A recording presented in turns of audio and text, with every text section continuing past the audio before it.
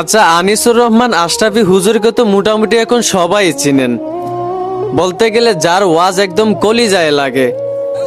উনার ওয়াজের দ্বারা বর্তমানে যুবক যুবতীরা যে হারে পরিবর্তন হয়েছে, জন্মের পর আমি দেখি নাই কারো ওয়াজে যুবক যুবতীরা বিশেষ করে এত পরিবর্তন হতে।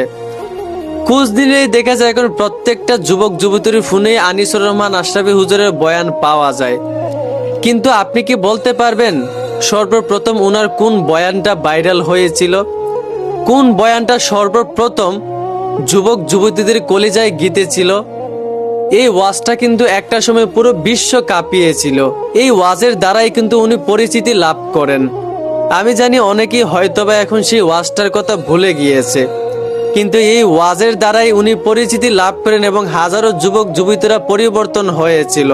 আমার কথা শুনে যদি চিনে থাকেন আমি কোন ওয়াজের কথা বলতেছি, অবশ্যই কমেন্টে সেই ওয়াজের নাম লিখে যাবেন। আশা করি বর্তমান সময়ে যুবক যুবতীরা এই ওয়াজের কথা এখনো মনে রেখেছে।